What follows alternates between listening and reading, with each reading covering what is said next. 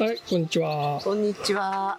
今日は何でしょうか。今日はね、今ね、野原がすごいんですよ。今年ちょっと早いのね。はい。いつももうちょっと後なんですけれども、ここは親木コーナーですけども、もう咲き始めちゃって、はい。綺麗です。全部野原。全部野原。はい。これが親で、これを挿し木して、小さい豆盆栽の野原をうちは作ってるんですけれども、それと今、挿し木をね、ここのとこ夏暑すぎて、挿し木の時期をちょっと早めないと、はい暑すぎてつかなくなっちゃうんですよ。なんでね、アジサイなんかね、もう花が終わり次第、どんどんうん。切って挿します。まあ、バラももう全然平気ですからなるほど。挿します。じゃあ、バラとアジサイのお話を今日は聞けるとはい。いうことですね。はい。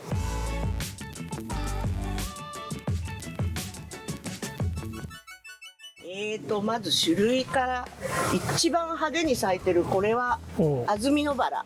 安曇野バラ安曇野って長野にあるじゃん。は安曇野の野バラ、安曇野バラって呼びますね。で、その隣にあるちっちゃいの、これが浅見の夢。あ。浅見の夢。うん、葉っぱもちっちゃいけど花もちっちゃくて、花つきが抜群にいいと。豆盆栽しやすい。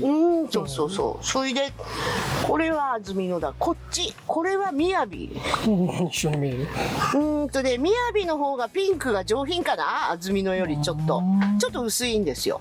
なるほど。これも花つきは抜群ですけどね、これ作りやすいんですよね。で、ずっと来て、これが七変化って最近うちで売ってるバラですけど、なんかね、一つのね、ところでほら、花の色がこう変わるのね。白とピンクと、そう。なんだろうな、濃いのも出るし、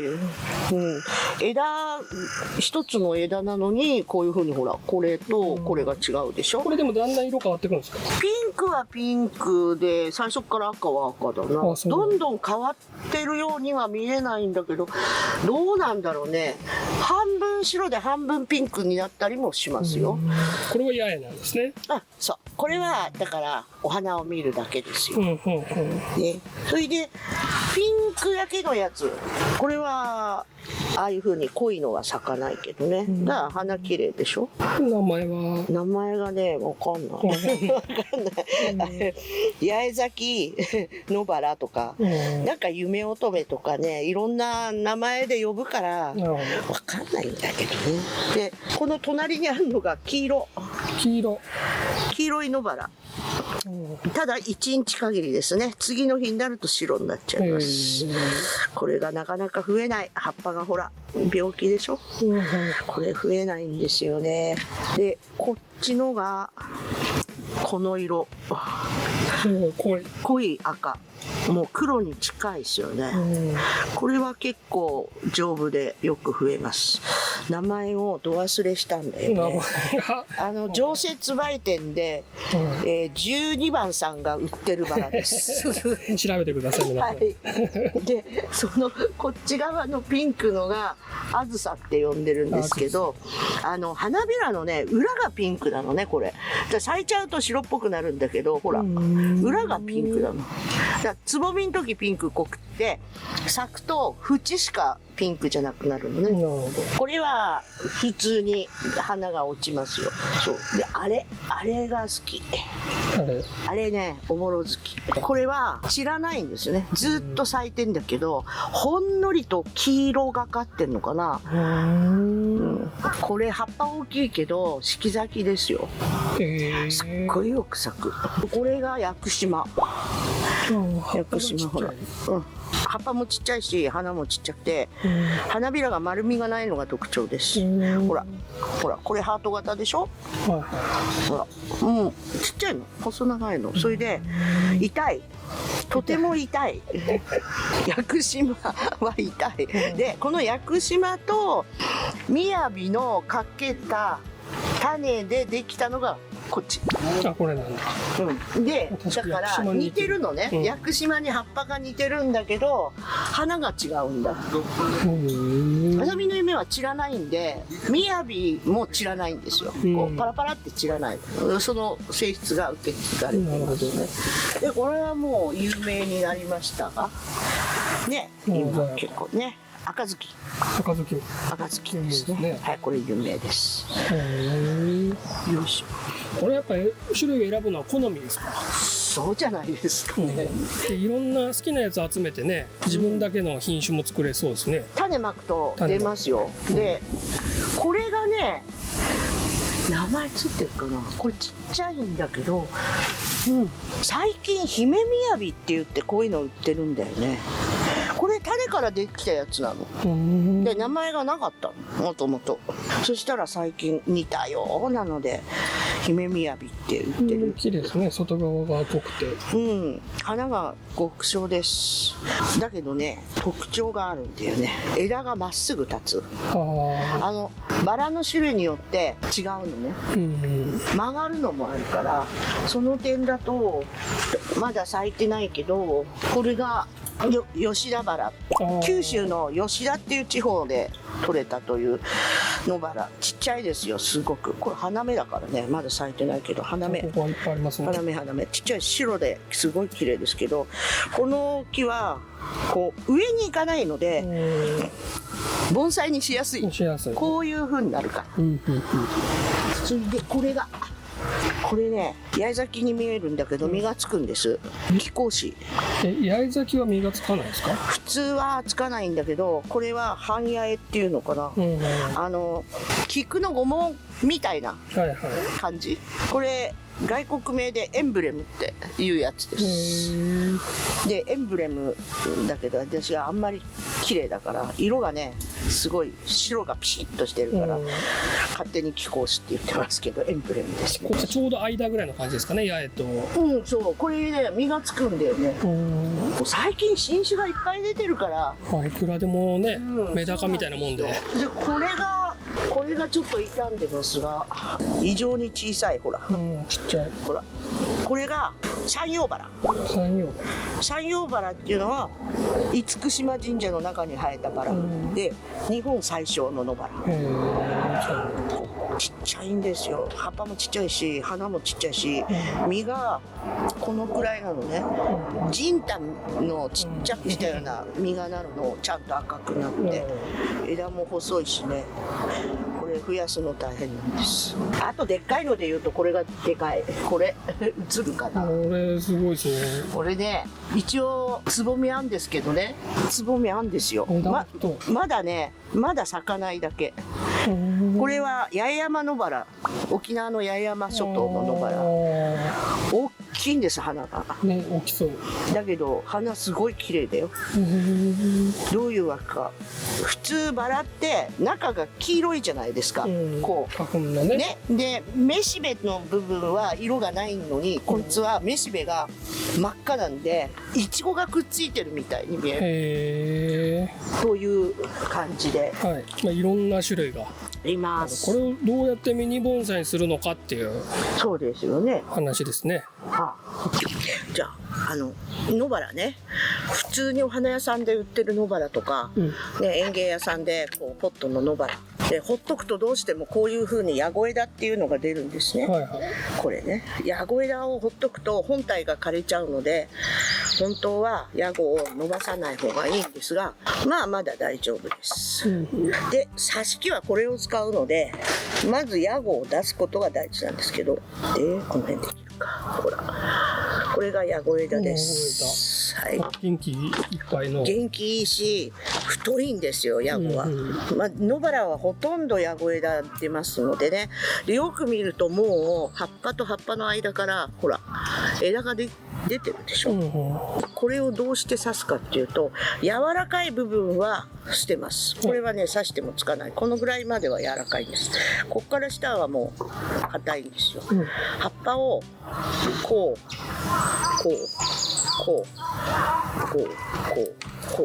う短く切っていくと。そう刺しにくいんでね。でこうそれでだいたいこのくらいの大きさで切って、こういう状態ね。こういう状態で、とりあえずね、2段階ぐらいね、豆にするには1段階で切ってもいいんだけど、わかりますか？はい、2段階。うん。2目ぐらいでやった方が楽なんでね。まあ枝になりやすいからですかね。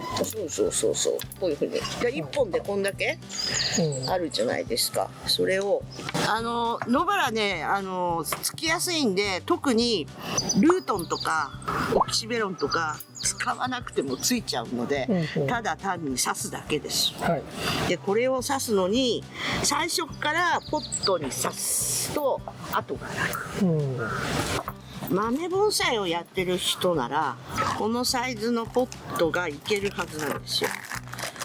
うちで販売してます。こういう風に。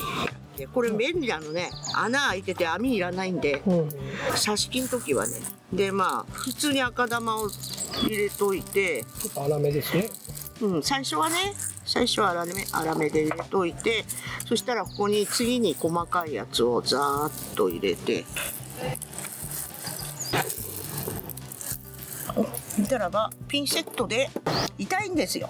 トゲがすごいからこれをね、これ新芽のところの葉っぱもね切った方がいいかもしれない。ブスって刺すだけです。ギューって刺します。ギューってちょっと深めですかね。そうギューって刺すの。それで豆の人だったらこれ持ってると思うんだ。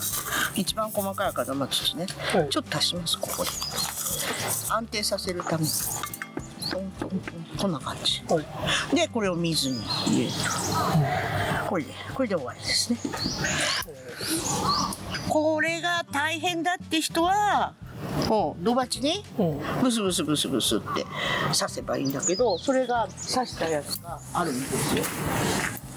まあ大変だっていう人はほら土鉢にねブスブスって刺しといても、これでも十分つきますから、で後で秋にはもう根っこが出てるんでね、9月の終わりとか10月に1本ずつ分ければ。なるほど、まあでも結局こうするから、最初にやっとくってこと。そうですね、最初からやっといた方が小さいのができるの、鉢が小さいから。まあ成功率が高いからこうできるんでしょうね、きっとね。そうなんですよ。他の例えばつきにくい種類の木だと1本ずつ植えてつかないと無駄になるじゃないですか。もうバラの場合はもう 99% つきますよ。それも発根剤なしでいけますから、どの種類もみんな一緒。これあれですよ、ちっちゃいポットに入ってんだよ。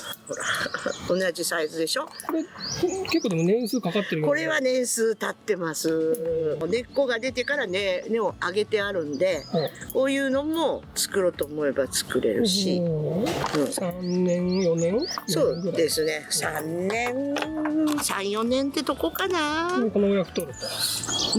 もっと大きい鉢入れればもっと太るんですよ。で、これが刺して、これとこれ同じなんだけど、これ刺して2年生。どっち？こっちが2年生。2年生でこんな感じ。こんな感じ。でも2年でもうちょっと下まで掘るとこう座ができてると思う。これで1年違いだと思うけどね。今花が咲いてたんでこの枝を切ってないのだけれども結構太いでしょ。3年生。この短い間でね結構見れる気になるという。そう。それと花がね刺してすぐ咲きますから、早いとバラって今刺すだけじゃなくて3月から刺せるんです。で3月に刺すとちょっと暖かいところに置いとく。要するに外を出しっぱなしにしないでビニールハウスの隅っこの方に置いとくと、今ちょうど咲いてます。咲いてるやつも売っちゃったんで今ないんだけど、早いんでね、そういうふうに思えばもう 2,3 年はすごいですよ。6月ぐらいまで挿し木できる期間は？いや9月まで。9月までいける。絶対つかない時期みたいのもあるんだけど、お盆8月のお盆前後かな、刺さないようにしてます。であんまり夏暑いんで7月の頭ぐらいからここんとこ刺してないかな、9月の頭ぐらいまで。なるほど。で気温が30度だったら全然刺せますからね、38度だとちょっとかわいそう。ちょっと日陰差し、そういう時は日陰で、今刺す人は日向差し、日陰に持ってっちゃうと新芽が出た時にね、もうすでにほら新芽が伸びてきてるでしょ、これ、ね、これがねひょろひょろってなっちゃうんです。元気ないんだ。全体がふわふわになっちゃって締まりがなくなるんで、キュッてしたい人は日向に置いて刺しといてもバラはつきますから。だからそれ考えると7月8月はあまりの暑さなんでちょっと日陰。なるほど。逆にだから寒い地方の人は全然いけるかもしれない。そう全然平気です。この辺がだって日本で一番暑いぐらいの40度になったから去年ね。それでもバラは元気ですけどね、バラは暑いのには強いから。なるほど。だからこれは雅ですけど、このほら結構根っこすごいでしょ。根を上げて太らせてるからね、こういうの作りたければまず根っこ持ち上げてちょっとこう縛っといてね、根っこをギュって、それでこんなちっちゃい鉢じゃなくて土鉢のこのくらいのに入れとくの。そうすると1年でものすごい太りますから。僕もバラそれでやってますね。上がり作ってる。それで肥料ガンガンやってね、で最後鉢上げする時にいらない枝全部落としても傷になりにくいじゃないですか、バラってね。皮も剥けるし、だからこういう形。これだったら展示会でね、実がついた時飾れますよ、花の時も飾れますけどね。その辺がでもあれですね、早くて、花も咲いて増やせるっていうのがバラの魅力ですかね。そうですね、ありとあらゆるバラ。すごい虫だらけ。すごい虫がつきやすいのが弱点かなちゃんとオルトランやってたまにシュッてやんないと、そういうのでいいんですよね。そうベニカとかこういうのでいいんですよ。なんか葉っぱがないからおかしいなと思ったら虫が食べてました。なるほど。そうですね、バラはこういう風に増やします、どんなバラも同じやり方ですね。で一番大事なのはヤゴ枝を出さないことです、盆栽にした時。こういう風になった時、こういうところからビューって出るからそれ絶対取っちゃう、もうこれも本当はほっとくとこの辺からいっぱい出るんですけど、もう見つけ次第ピンセットで描いちゃう、そうしないとこういう形になっていかないので。で逆に株立ちみたいにも作れるってことですね、ヤゴ出るってことはね。そう買っていけばそういろんな楽しみ方が何でもできます。じゃあ続いてはアジサイ。アジサイ。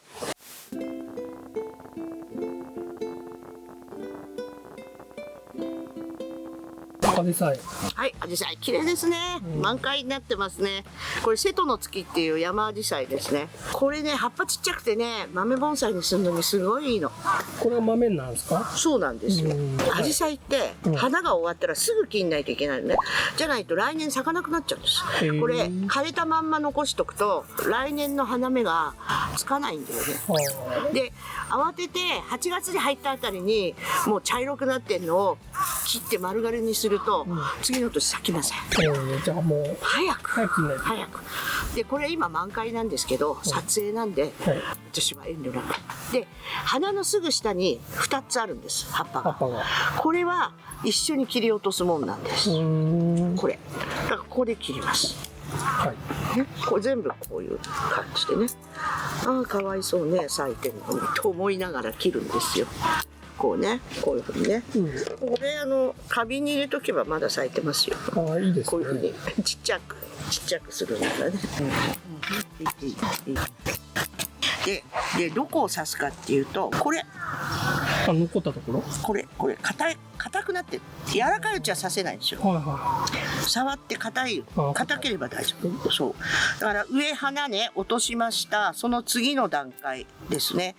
こうですね。で、長すぎたら短めにして、こうです。い。葉っぱを切って。はい。で、これを刺すんです。へえプスッと。もう土は同じですね。同じです。で、これもね、特にね、何もいらない。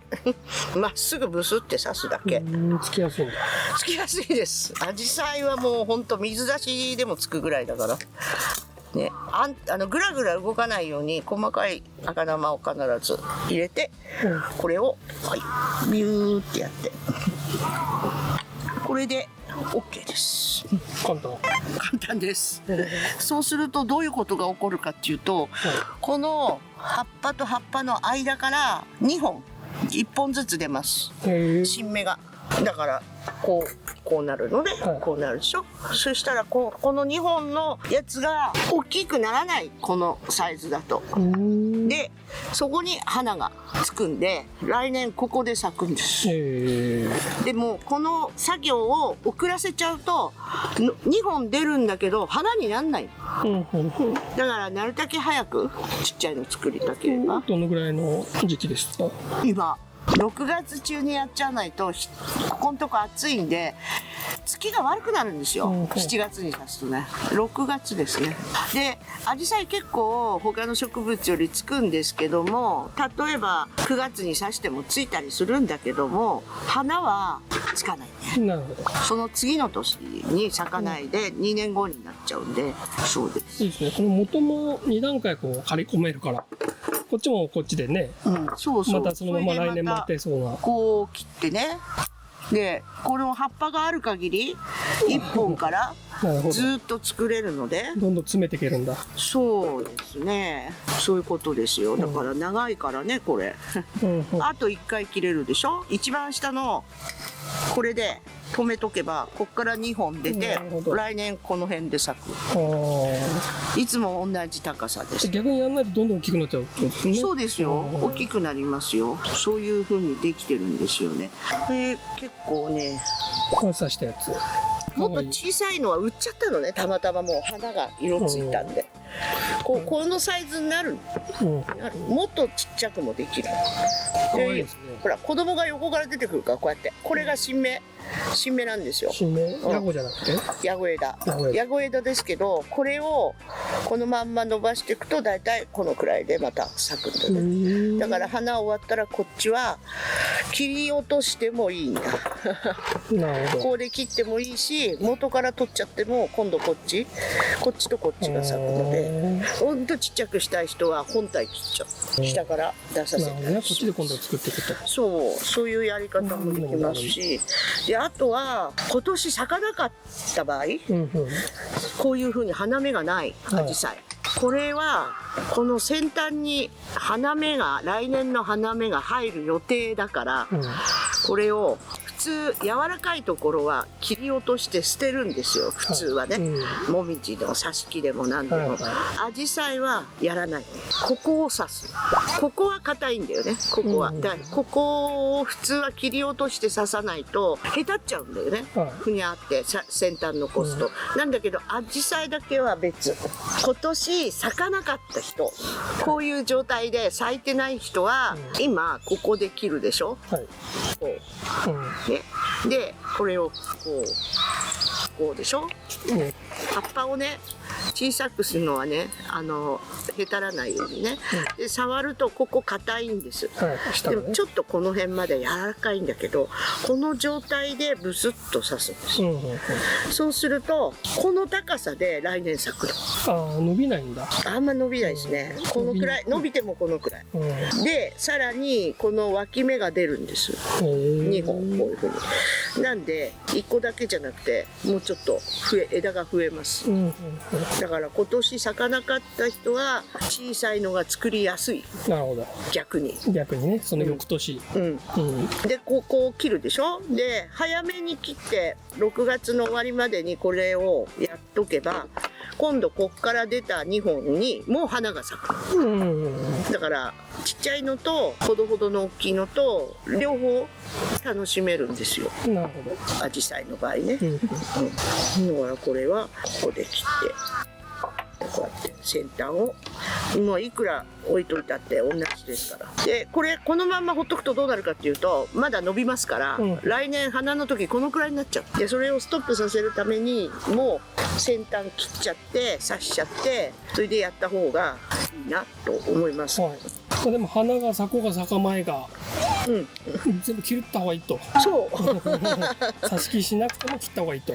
そうもったいないから刺すというだけで、もし増やしたくない人は今咲いてなかったらこのくらいに切っといた方がいいですよ。そうするとこっから2本出てでそこに花が咲くんで、切らないとこうなっちゃうから大きくなっちゃう。まあ切っといた方がいいです。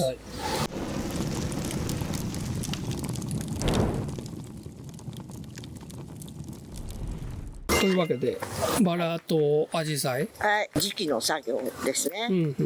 小さくする方法、花をつける方法でした。ぜひ今の時期にやりたい仕事ですね。真夏になる前にやっちゃわないといけない。ありがとうございます。一応お知らせを。気楽展は6月の13、14、上野グリーンクラブ外の長屋で展示会をやって売店が外に出ます。気楽会の展示は10時開始なので会員の販売ものすごい人がいらっしゃるんですけど10時までは待っていただくということになります。9時からグリーンクラブは開いてまして、9時開店は奥の常設売店、それからあと1階で山野草の販売、結構何軒ぐらい来るかな。新潟から中越植物園さんなんかもいらっしゃる大きな販売をします。それは9時開店。それと私たち盆栽屋さん、盆栽大野も含めて石田書石さんの鉢売り場とか豆の盆栽の表と裏さんとか沖縄の東原さんとか、それから最近よく出てるサボテン屋さんね、世界の雫、それから盆栽再生工房の田中さんも1階の外に売店を出します。で9時開店なんでそちらの方はもう9時には買えるとは思うんですけれども、気楽会は10時から。と一番あれなのはハサミ研ぎをします。気楽の会員さんが代々受け継いでいるハサミ研ぎをします。日曜日1日のみです。それは日曜日、土曜日は混むのでやってられないので、日曜日にハサミ研ぎの車が止まります。でそこで、出していただくとハサミを研いでもらえます。お値段の方は私はまだわからない。いくらかな。ただじゃないですよ。一応お値段いただきます。そんな高くないと思うんですけど、ぜひ切れなくなったハサミがあればなかなか研ぐことができないですからね、お持ちになってください。日曜日もいいですね。競りもあるんですもんね。そうなんですよ。日曜日は日曜日で、日曜日は会館の2階の方で、競りがありますね。どなたでも参加できる、素人さんの日本商品盆栽協会本部の競りで、お金かかります。3000円でお弁当と飲み物がつきますけども、資格はいりませんのでね、フラッと入っても大丈夫です。ただ受付時間が決まってますから、お昼から入るとかはできないんですよね。そうですね。お弁当の用意もありますもんね。受付は9時から、30分ぐらいじゃあもうでした。最初じゃないと。最初に参加したい人はとりあえず申し込んどいてもらうと食券もらえますから、後から行くとお弁当ないんで、3000円取られて弁当なしになっちゃうんで気をつけてください。そんなとこですね。そうですね。以上です。ありがとうございました。ありがとうございました。なんもないよ。なんもないよ。お待ちしてます。